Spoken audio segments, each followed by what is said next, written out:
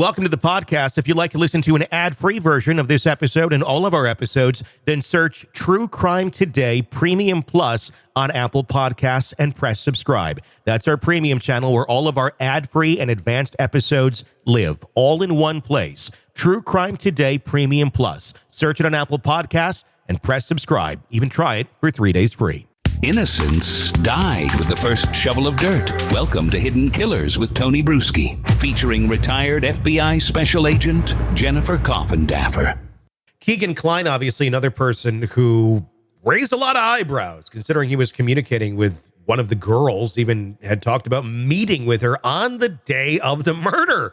Eventually arrested on child porn charges. He's in prison 40-some years. He may get out.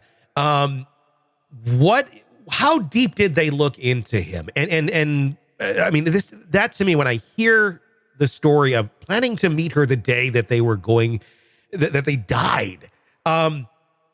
Why no more on Keegan Klein? Does he have a rock solid alibi when we really truly look at it from an objective standpoint? Could he have talked to other people that are into, I don't know, child porn and that sort of stuff, which he clearly was, and said, hey, these girls are out there. If you want to go meet them, into another predator. I don't know how the predator community works, but assuming maybe they talk like that.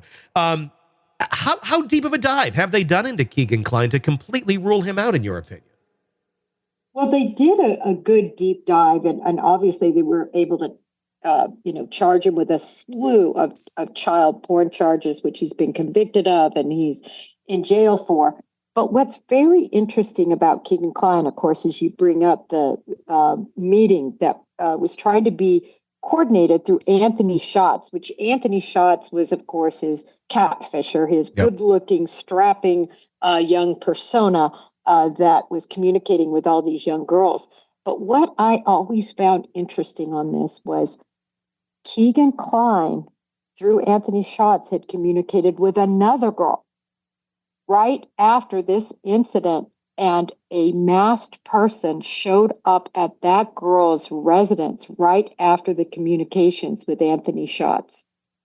And to me, that's another thing, as you said, so I don't think it was ever Keegan Klein. If, Keegan Klein is this gigantic, overweight, almost looks disabled in terms of his physical capability, certainly not bridge guy. And so never did it cross, I don't think, anybody's mind that it was him per se, but was it somebody he communicated with? Remember, this is all salacious group of people that, trade these, pornographic images like trading cards and communicate and try to get more. And so was he, were other people privy to the Anthony Schatz account information and this hookup? And it begs the question after what happened after this with, this girl that right after that communication saw this what kind of investigating was done on that masked man that showed up at the other girl's house? Well, they did an investigation, but reached no conclusion that I ever read about. No one was charged. And you remember Keegan Klein too, they were so convinced of somehow his involvement, probably through the Anthony Schatz account. So whether he was there or not, again, somebody else, they got him out of jail. This is a huge, huge feat. You have to have everyone involved in this on the law enforcement spectrum, on the prosecution spectrum, because you are going, and I've done it before, that's how I know, to convince somebody basically to say you're unincarcerated for a day. Mm-hmm. And all that entails, if anything happens when they're out, if they escape, if they hurt somebody, anything like that, it's a big deal. Mm-hmm. So they took him out again to comb the, waterway, because Keegan Klein had made up all this information, which they had believed, which ended up being not true. But the bottom line is, I think they did a pretty good job investigating him, but I don't know if they got to the bottom of everything because, again, they didn't utilize FBI forensic digital investigators, to my knowledge, on everything Keegan Klein had. Gosh. Where do you think this goes from here? I mean, right now, I thought he would be convicted just because of the way that the Delphi seem to be setting up the case. At this point, I don't really think he will be. I think there's enough reasonable doubt that a reasonable human being will go, yeah, I can't say for sure that it's Richard Allen. Let's say he does get off. Let's say he's set free after this. What happens in Delphi after that? Do they start looking again for somebody else, or do they just say, well, we think it was him and he got off? How do you think the authorities, I mean, the community is going to handle it one way, the authorities are going to handle it another way. How do you think that all plays out after this if Richard Allen is found not guilty? Well, as long as the same sheriff is in charge and the state police, their command does not change. That's exactly what they're going to do is option B. Yeah. Well, we had the right guy and they screwed it up in the courtroom.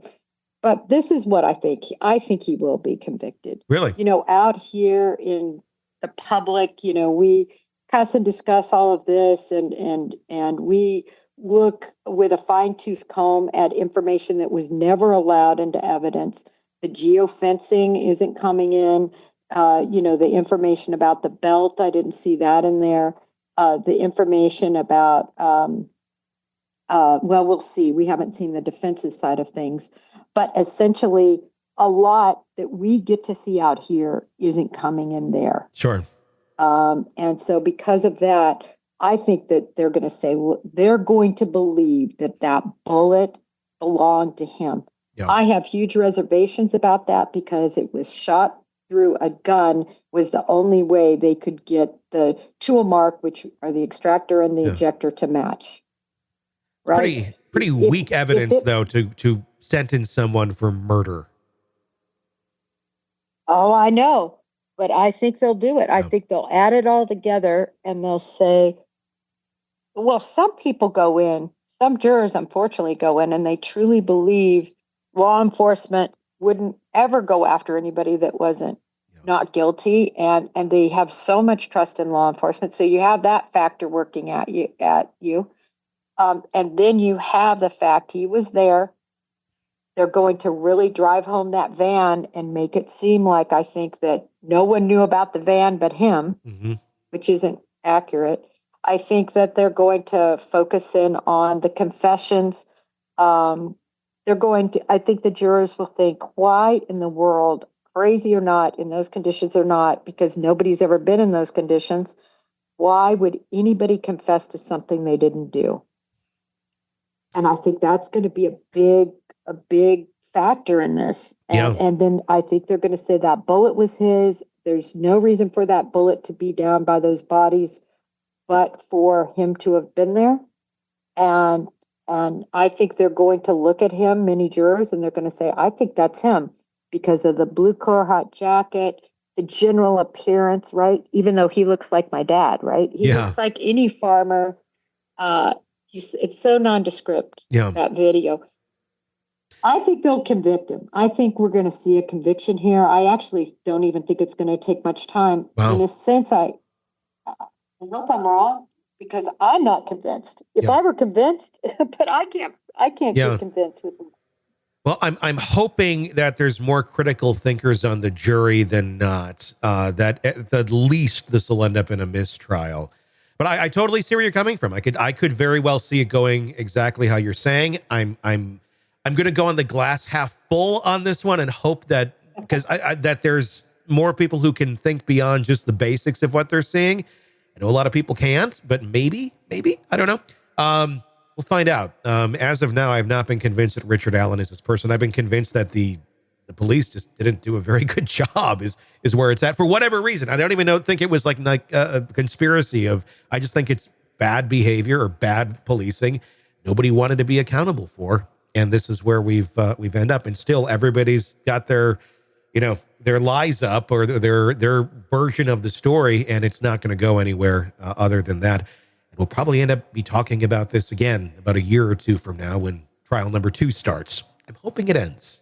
Maybe. And Tony, I will say in this case, it's a little different than some of the other cases that we've looked at from the standpoint of there was big motivation in this case because there was a sheriff's race underway. Yeah. And there was big motivation to get this crime solved. It was kind of the platform, that the person was running and espousing that, I'm going to get this crime solved, and kind of all about him, right? And so there was a lot at stake, I think. And that's why I always said, did he confess to somebody else? What put their needle on him again? I have been so disappointed that there was nothing. Yeah. It was simply that they supposedly re-looked at everything. That makes no sense to me. No. That there wasn't something larger, and it never came out. Nothing. It's scary when political motivations get into crime world and judging the innocence or guilt of someone. I mean, we're seeing it right now, and I'm not expressing an opinion on this. I mean, I'll express an opinion. I think the Menendez brothers should be out. I think they've served their time.